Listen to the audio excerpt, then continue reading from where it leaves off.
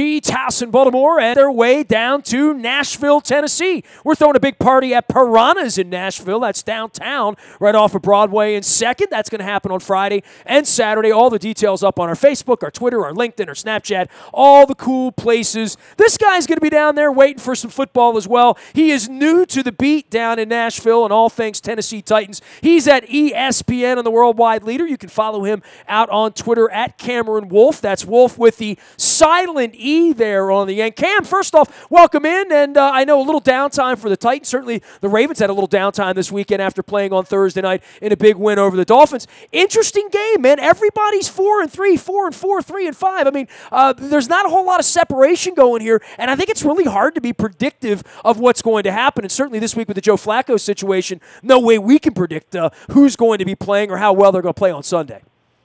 Yeah, I think you're exactly right. This AFC South is wide open, and how the Titans play on this next stretch against the AFC North will have a big impact on how they end up. You know, they've got this is their second of 4 straight games against AFC North opponents.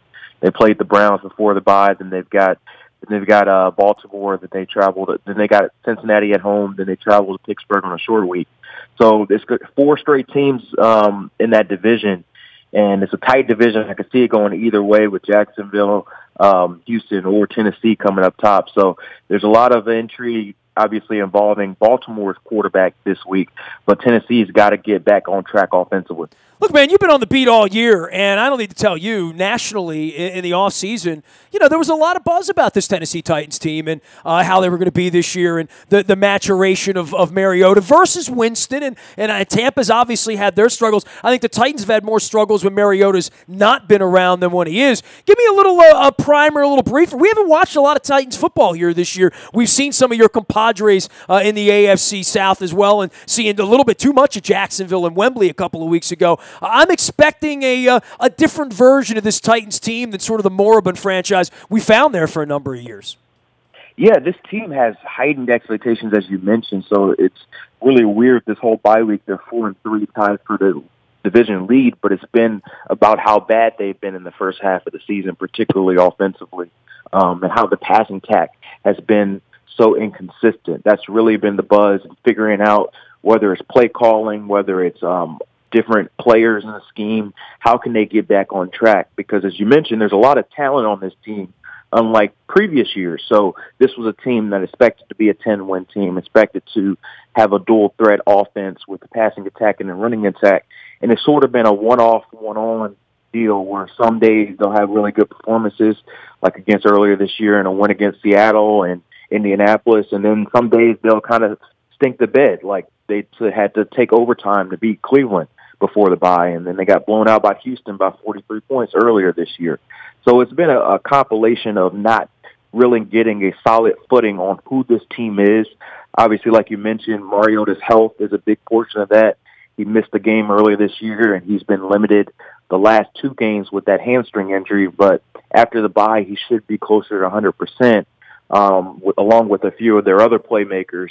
And the hope is they can start to trickle things together and become more of a complete team down the stretch. Well, you mentioned the inconsistencies of the team and where they are, and you know, I guess losing 57-14. I mean, we got the stinker in against Jacksonville. We stunk against the Bears, even though the score didn't reflect that. It's similar with the Steelers game, but you know, these blowouts. I mean, they won 40-0 against the Dolphins team that beat the Titans, right? I mean, it's week to week and game to game, and literally injury report to injury report. You know, I think we play Green Bay 2 weeks from now. Totally different scene playing Green Bay at the end of the year with Aaron Rodgers than if you would have seen him in September or October. For the Titans, though, in getting healthy and getting right and getting the offense together, and we've had this inconsistency, where are those big plays going to come from in the passing game?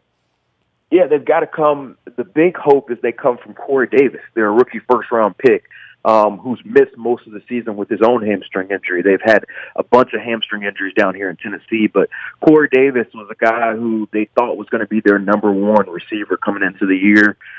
He played in the first game of the year, had a big day, 6 catches for 69 yards, and he didn't play all preseason. So there were high expectations for him, and then he suffered that hamstring injury week 2, and he's been out ever since. So he's supposed to come back. There's a good chance he returns against Baltimore, and the hope is that his ability to make plays down the field in the vertical and horizontal game will create big plays and open up the depth for everybody else to make plays behind him. And their other rookie receiver, Taywan Taylor, is probably their other bigger deep threat option. So I'd expect both of those guys to be big portions of the offense, along with the normal weapons underneath in Rashard Matthews, Delaney Walker, and, of course, the 2 running backs.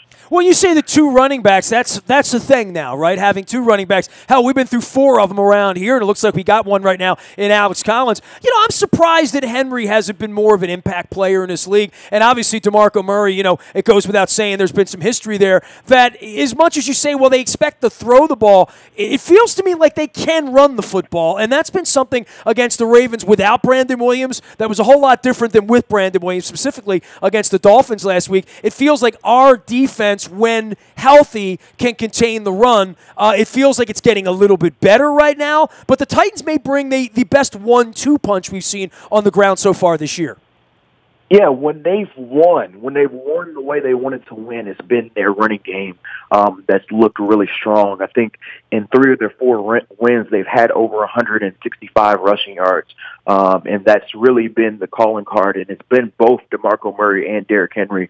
There's a lot of talk in Tennessee often about DeMarco Murray versus Derrick Henry, who should be the lead back. And like you mentioned, there's a lot of people out here that believe that Derrick Henry should be that guy, but when they are going their best, it's them together. And their diverse skill sets, the fact that DeMarco Murray is a better pass-catching back, a better pass-blocking back, and a more quicker back inside that can make those inside plays, whereas Derrick Henry is the more physical back, a guy who can wear defenses down in the fourth quarter, and a guy who can, just run through people's faces. And we've seen that repeatedly as well. So those guys, the problem has been getting them going early. They have been strong late in fourth quarters, but when they don't get going early, that really makes the offense bog down in general because they become a one-dimensional team, and defenses have been able to load up the box and force the Titans to pass, and that hasn't been an area where they've been able to have consistent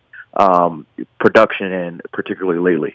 Here's Cameron Wolfe. You can follow his journey out on Twitter at Cameron Wolfe. That's Wolfe with an E. He is the ESPN worldwide leader, reporter covering all things Titans in Tennessee. This portion of our programming brought to you by King Discount Liquors, Lottery, Beer, Booze, the best prices in Baltimore. Get out to Rosedale and give the King a ring, and look for our commercials as well. I want to give a shout out to D&L Window Tinting as well. 26 years now of tinting everything, cars, boats, businesses. They put the shades on the sun. They take away the squint. They're at Parkville, White Marsh, and on the web. You can find Jason and his crew at D&L Window Tinting. Get out there and get your gig done. Cameron Wolfe joining us now from Nashville. Reminder, we're going to be at Piranha's in Nashville on Friday and Saturday, and even before the game on Sunday morning, downtown Nashville. Get your Bloody Marys. Come on by. Watch some college football with us on Saturday. And Cam, you mentioned Derrick Henry and college football. I would think there's a lot of Rocky Toppers around there that watched him run roughshod all over the SEC. I'm not even down there, but I tell you what, it looked like no one in the SEC wanted to tackle him. I know it's been a little different at the NFL level, but I still, hold out thoughts that, Henry will be a key to this game. And certainly something that has been worrisome for the Ravens was tackling in general and shedding tackles and making the first guy miss. That's been a problem for our defense, and I would think, from what I saw at Alabama, that was his specialty, man. Oh, yeah, that's what he does best. He's a downhill runner. He's, Mike Mularkey called him the Titans closor. And, he's really what he loves to do best. And it's funny, we talk to him in the locker room all the time, and he says when late in games he could see the defense getting tired, and that's when he gets stronger. And that's where he likes to play his best football. So I think, if you could do it this way, you have DeMarco Murray having a lot of the carries early in the game and letting Derrick Henry finish. That's really their best combo. But as of now, you look at a team where, like you mentioned, Baltimore struggled against the run. This is a team that has built its team around the run. And even though it's been inconsistent, I'd expect them to make that a big priority this week, getting that going early in diverse sets and hoping to really establish that throughout the game. So late in those games, they won't be wanting to tackle Derrick Henry.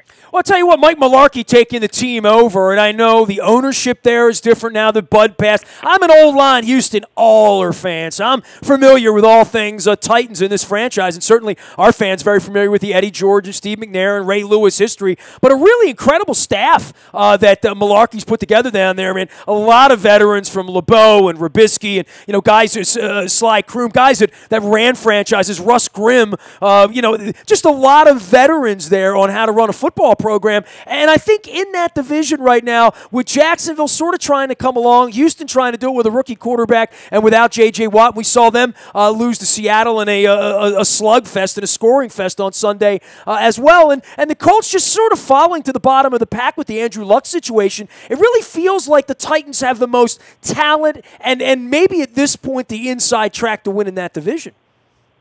Yeah, I think coming into the season, a lot of people thought, and I thought that the Titans were a favorite to win this division. And not a lot has changed. I mean, there's been an up and down play. The Colts are probably, without Andrew Luck, worse than a lot of people thought. But overall, it's been, Jacksonville's defense. It's been the up and down for Tennessee, and it's been Houston trying to figure out this whole thing with their rookie quarterback. So I think that they're still in a really good position. This is probably their toughest stretch of the season, going through these three AFC North opponents. And then after that, it lightens up a little bit. They've still got the LA Rams late in the year, and then a couple of division games against Jacksonville and Houston. But they've got a couple of easy trips, quote unquote easy trips. Nothing's easy in the NFL, but those are later on the schedule. So I think Tennessee still got a good chance to be that 10-win team we thought, but they've got to play more consistent than we saw in the first half of the season. He is Cameron Wolfe. He's at ESPN. He's also out at Cameron Wolfe with his silent E at the end out on Twitter. Follow along as thousands of Titans fans do. We're headed down to Piranhas in Nashville this weekend for some fun and some football. All right, so, for being on the beat here one year, we all know about Mariota. We know about the high draft picks and Taylor Lewan and a bunch of other guys. Who's the best player on the team right now? I've heard some stuff about Arakpo. I know some Redskins fans that wouldn't want to hear that right now, but looking out on that defense, a bunch of names I recognize from draft day, but not a lot of guys that I've honestly seen play. And, it's not like the Titans are on Sunday night or Monday night or Thursday night football a whole heck of a lot. Sometimes when they play on Thursday night, it's hard to watch the uniforms or the play. But I'm interested to see this. This is like sort of a box of chocolates to me. I don't know a whole lot about the Tennessee Titans. Well, yeah, there's probably not one overriding talented guy on this team. They're really a conglomerate of solid players, and that's really what they've built their mantra on, being a solid team first. No one personality bigger than the other, and that's kind of who they are, for better or for worse. I'd probably have to say that Marcus is the engine that makes his team go, Marcus Mariota. So he probably would be the answer. But, there's a few other guys, and Marcus is still trying to elevate his game. He's still not the quarterback he can be. But, obviously you've got Delaney Walker on offense as a tight end, and he's probably a top 5 tight end in the league, still at 33 years old. And on the defensive side, you mentioned Brian Arakpo, Jarrell Casey on the inside. He's a really good interior player who probably doesn't get a lot of attention nationally. And then, they've got, obviously on the other side, you mentioned Taylor Lewan and Jack Conklin. Those are their two bookend offensive tackles that have played really good football, particularly in pass protection this season. So those are probably their core guys. They brought in Logan Ryan from New England to play corner. He's their top corner this year in a secondary they're trying to rebuild. And this is a unit that has a lot of young players, a lot of people trying to make their name for themselves. And that's really what the second half of the season will be. Whoever steps up, becomes a playmaker, will start to establish their name and maybe take the Titans to the playoffs for the first time in 10 years. What do you love about Mariota's game at this point, and what needs some help? And I know he's been back in the cockpit the last couple of weeks, and they've actually won a couple of football games here, right? Yeah. I think what I like most about his game is that his decision-making and his subtle nuances of the game are well-developed for a player his age. I mean, I know a lot of people from the outside looking in look at him and his legs and his dual threat ability is what tantalizes a lot of people. But I think he has a really good grasp of the quarterback position as far as just subtle stuff like hard counts, being able to see the hot route, being able to look off a defender and hit a receiver in stride perfectly, and his accuracy has improved as well. So those are probably the things I like about him the most. As far as his work, I think I would like to see him be a little bit more consistent as a pocket passer. Too often, I think we see his footwork get a little sloppy. He tries to move around a little bit. Sometimes he knows that he's a playmaker with his legs, so he tries to use them a little too often. Not necessarily in scrambling, but just kind of moving around the pocket. And that causes passes to sail a little bit, and you'll see passes that he misses that he shouldn't. So, those are probably things that he needs to work on, and he has worked on those. So I think he's still a young guy. He turned 24 on Monday. So he's a guy who still has a lot of upside in his game, but I think it's clear at this point that he's the Titans franchise quarterback, and they're going to go as far as he takes them. We're chatting with Cameron Wolfe of ESPN and the worldwide leader down in Nashville, Tennessee. We're headed down for a weekend-long party at Piranha's in Nashville. This portion of our programming brought to you by Lee Tessier and his team at Keller Williams American Premier Realty. List your house with him. You risk nothing. Right on up there in Harford County and northern Baltimore County, his team will get your house sold. You can learn more at leetessier.com. Also, shout out to our friends at Al's Seafood in Essex. I've been getting crabs and crab cakes at Al's since the 1970s. They are the oldest crab house in Baltimore, still at Stemmers Run and Eastern and Old Essex. See Chad the Crab Man catering and holiday parties, and they'll send them over to you at Al's Seafood in Essex. Cam, last thing for you, man. This whole weird pileup of the AFC North right now, shadowed by this bye that they had last weekend. Beat the Browns in overtime, had to struggle for that. Ravens at home this week, Bengals at home next week. By the way, we'll be big Titans fans next week, and of course, short rest before they go to Pittsburgh the week before Thanksgiving. I've never seen a schedule like this. 4 out-of-division, same-division games in the middle. Last weekend we played the Dolphins. They have 4 of their last 6 games against New England and Buffalo. And they're done with the Jets for the year. Really weird scheduling. And I would think when the Titans saw this in the middle of the season, they thought, what in the world is that all about, right? Yeah. It's really weird. I know Mike Mularkey, I asked him that question last week, or 2 weeks ago, and he said he had never been through it, and he's been a player and coach in the league for, 30-plus years. So, you never know what happens with NFL, but it's a little weird. I don't know if it's going to help or hurt the Titans or these AFC North teams. Maybe it helps a little because you get that film and you kind of stay around those similar type defenses. All the AFC North teams are kind of built in a similar way with the physicality. And I know they're changing as far as the defensive mind, but a lot of that 3-4 style defense has been the calling card. So maybe that helps offenses as they prepare, but it also helps the AFC North teams because they're going to have a lot of film from their rivals on how they defended the Titans. So it is quirky. They've won the first one against the Browns, the easiest one, but these next 3 games, whether they go 3-0, 2-1, 1-2, or 0-3 will have a big impact on whether this team can make the playoffs. Pretty good town you got down there, right? I know you're sort of new into the party there and spent some time down in the Houston area, but I hear they have beer and food and country music there in Nashville. Is that a fact? Yeah, a little bit. Yeah, they've got everything for whatever you want, whether you want your country vibe down in Broadway, you want to go down into the Midtown area or whatever. There's a good scene for everybody, and the food is great south, so you can get you some barbecue, some hot chicken. Hot chicken's the big buzz out here. So there's a good collection of everything you want in a weekend. Just make sure you get up for the game the next day. Well, Cam, I'll be the one in purple along with 5,000 to 10,000 of our friends. We sort of love Nashville, love getting down there, and I know you were covering the Broncos for a couple years as well. Had some benefits in Denver you don't have in Nashville, but we'll save that for another time, eh? Great to have you on, as always, and I appreciate you making your first visit here, and we'll check back in with you again sometime later in the season. Thanks for coming on, man.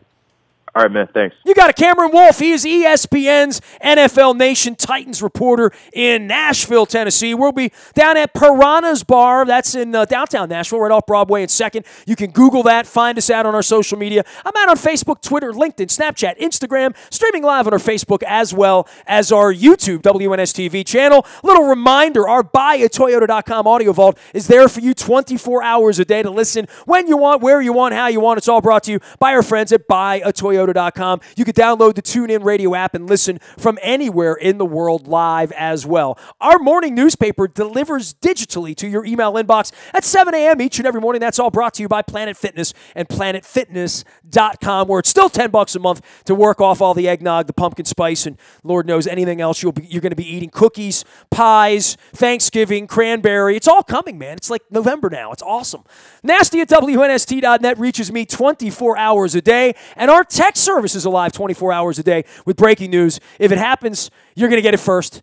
It's all the WNST text service, and it's all brought to you by our friends at Coons Ford of Security Boulevard. Dennis Colatzos will be here on Thursday getting you ready for Titans and Ravens. We're going to be at Piranha's on Friday and on Saturday. You can toss me a note. We got a lot of information up there as well, and looking to do some live shows here with some Ravens players and do some swabbing for the Bone Marrow Registry, and giving a shout-out to our friends at Freedmont Mortgage. Never make that 30-year mistake by choosing the wrong lender. Think about it and examine Freedmont.com. Freedmont Mortgage gives you some education online. There's never a hard sell, and they're always there for you. It's Freedmont Mortgage and Freedmont.com. I am Nestor. We are WNST.net, AM 1570, and WNST Towson, Baltimore, and we never stop talking Baltimore sports.